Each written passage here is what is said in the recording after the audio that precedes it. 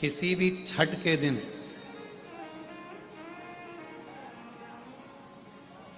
चाहे अंधेरी की छठ हो, चाहे उजाले की छठ हो, किसी भी छठ के दिन अगर षडानंद कार्तिकेय जी महाराज का नाम लेकर 6 बेलपत्र और उस 6 बेलपत्र पर 6 दुर्वा, 6 पुष्प, 6 अक्षत के दाने रखकर षडानंद कार्तिकेय बाबा के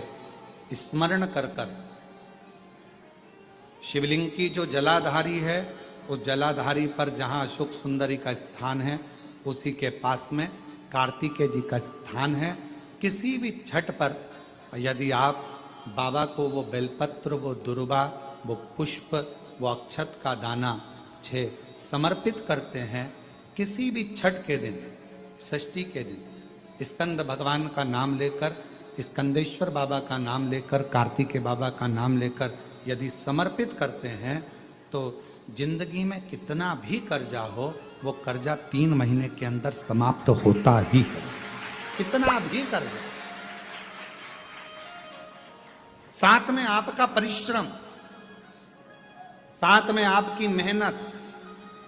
और आपकी दृढ़ता। क्या होता है, लोग सोचते हैं कि हमने शंकर जी को बेलपत्र समर्पित कर दी तो कर्जा चूकेगा, पर साथ में मेहनत भी करना।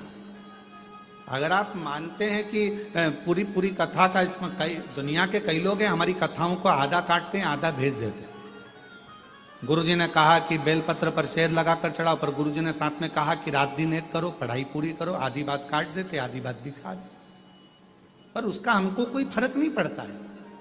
आग लगे बस्ती में अपन रहो, उसका हमको कोई फर्क नहीं पड़ता, क्योंकि दुनिया का काम है गलत चीजें जनमानस में देना, जिससे बदनामी हो, अब शब्द बोले जाए, ताने दिए जाए, गालियां दी जाए, ये दुनिया की रीति है। बहुत आते हैं दिन भर में, कहीं कोई दबाव देने के लिए आता है, हम तुम्हारी बदनामी करेंगे, हमको 1 करोड़ दो। शिव तत्व है, दबाव देने वाले ढेर मिलेंगे, अपशब्द कहने वाले ढेर मिलेंगे, ताना देने वाले ढेर मिलेंगे, पर आप अपनी पूर्ण ऊर्जा के साथ में शिव महापुराण की कथा कथी है, 6 बेलपत्र, 6 पुष्प, 6 दुर्वा,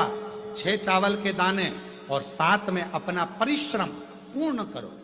छठ के दिन स्कंद भगवान का नाम लेकर, स्कंदेश्वर का नाम लेकर भगवान शंकर के जलाधारी पर समर्पित करो, शिव जी से प्रार्थना करो और अपनी मेहनत को 4 चांद लगाओ। कर्जा चूकेगा जरूर, समाप्त जरूर। कर्जा का मतलब ये नहीं है कि आप कर्जा करे हो तो मेरे से बन नहीं रहा, मेरे प्राण छूट जाए तो अच्छा, मैं तो मर जाऊं, मैं टेंशन में हूं, मैं डिप्रेशन में हूं, बहुत परेशान हो गया, ऐसा हो गया। ना ना, दुख आता है, जब सुख आया, सुख चले गया, तो दुख आएगा तो दुख भी जाएगा, दुख भी समाप्त होगा, उसमें क्या विचार कर। ऐसा तो नहीं है कि दुख समाप्त नहीं होगा, दुख नहीं जाएगा।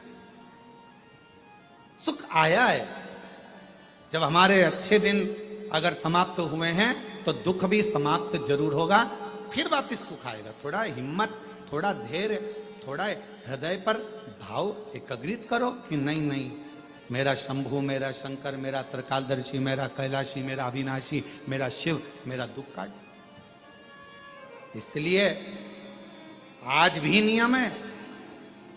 आज भी नीति नियम। जिसके घर में संपदा की कमी होती है, जिसके घर में कर्जा बढ़ जाता है, लक्ष्मी नहीं आती, बहुत टेंशन की जिंदगी जीता है मनुष्य, व्यापार चल नहीं रहा, बहुत तकलीफ का जीवन चल रहा होता है, तो आज भी नियम है महाराज, आज भी नियम।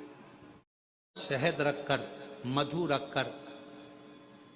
यदि लक्ष्मी जी का स्मरण किया जाए और माता लक्ष्मी जी का स्मरण कर कर एक लाल पुष्प उस कटोरी के सम्मुख में माता लक्ष्मी का नाम लेकर रखा जाए और बाद में वही शहद, वही मधु और वही पुष्प सोमवार का दिन और शुक्रवार के दिन लक्ष्मी का पूजन कर कर, स्मरण कर कर